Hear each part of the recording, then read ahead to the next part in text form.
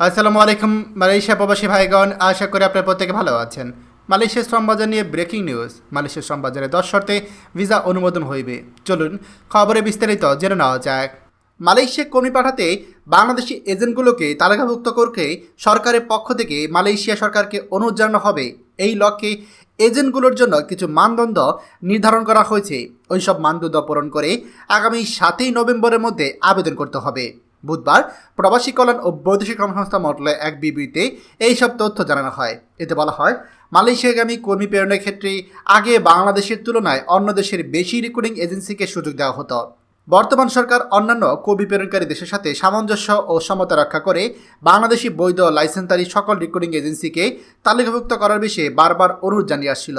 বিবৃতিতে বলা হয়, গত 21 ও 22 মে 2025 তারিখ বাংলাদেশ এবং মালয়েশিয়ার মধ্যে ঢাকায় অনুষ্ঠিত তৃতীয় জয়েন্ট ওয়ার্কিং গ্রুপের সভায় বিস্তারিত আলোচনা শেষে মালয়েশিয়ার প্রতিনিধি দল অন্য দেশের মতো একই সুযোগ প্রদান করার লক্ষ্যে বেসরকারি রিক্রুটিং এজেন্সি নির্বাচনে মানদণ্ড নির্ধারণ এবং তা বাংলাদেশকে অবহিত করার জন্য প্রতিশ্রুতি প্রদান করেছে। সেই পরিপ্রেক্ষিতে 28 অক্টোবর 2025 তারিখে তাদের নিকট থেকে পত্রে নিম্নরূপ রিক্রুটিং এজেন্ট সিলেকশন ক্রাইটেরিয়া পাওয়া গেছে। আগামীতে এইসব অভিন্নভাবে মানদণ্ডের ভিত্তিতে বাংলাদেশ, ভারত, নেপাল, পাকিস্তান ও মিয়ানমারে রিক্রুটিং এজেন্সি ঠিক করা হবে বলে জানা গিয়েছে। বেসরকারি রিক্রুটিং এজেন্সি সিলেকশন ক্রাইটেরিয়া বা মানদণ্ডগুলোর মধ্যে 10টি তালিকা রয়েছে। এই 10টি যে মানদণ্ড রয়েছে সেগুলোর প্রথমটি হচ্ছে: 1. লাইসেন্স প্রাপ্তির পর ন্যূনতম 5 বছর সন্তোষজনক কার্যক্রম পরিচালনার অভিজ্ঞতা থাকতে হবে। 2. বিগত 5 বছরের ন্যূনতম 3000 কর্মী প্রেরণের প্রমাণক বা অভিজ্ঞতা থাকতে হবে। 3. বিগত 5 বছরের মধ্যে অন্তত 3টি ভিন্ন ভিন্ন গন্তব্য দেশে কর্মী প্রেরণ ও কর্মসংস্থানের অভিজ্ঞতা থাকতে হবে এই এজেন্সির। 4.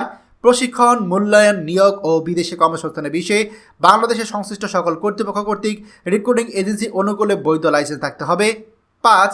কর্মী প্রেরণকারী দেশের যথাযথ কর্তৃপক্ষ কর্তৃক রিক্রুটিং এজেন্সি অনুকূলে সদাচরণ সার্টিফিকেট অর্থাৎ সার্টিফিকেট অফ গুড কন্ডাক্ট থাকতে হবে। 6. এজেন্সির বিরুদ্ধে জবরদস্তিমূলক শ্রম নিয়োগ, মানব পাচার, শ্রম আইন লঙ্ঘন, জোরপূর্বক অর্থ আদায়, অর্থ পাচার বা কোনো আর্থিক অপরাধ এবং অনৈতিক অভিবাসন কর্মকাণ্ডে জড়িত থাকার রেকর্ড থাকা যাবে না। 7.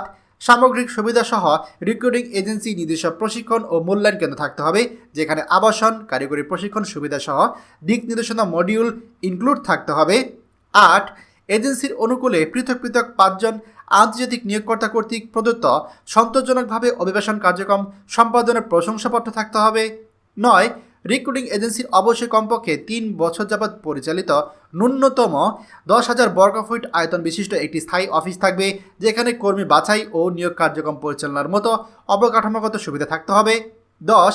রিক্রুটিং এজেন্সি অবশ্যই ইতিপূর্বে বিদেশি কর্মী প্রেরণের ক্ষেত্রে গন্তব্য দেশ অর্থাৎ মালয়েশিয়া সহ নিয়োগ প্রক্রিয়ার শর্তাবলী আইনসম্মত ও পদ্ধতিগতভাবে অনুসরণ করা প্রমাণক থাকতে হবে।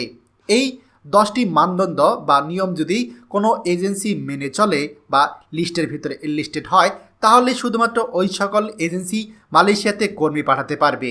প্রিয় মালয়েশিয়া প্রবাসী ভাইগণ, এই ব্যাপারে আরও বিস্তারিত কিছু তথ্য খুব শীঘ্রই আমরা আপনাদের সাথে শেয়ার করব।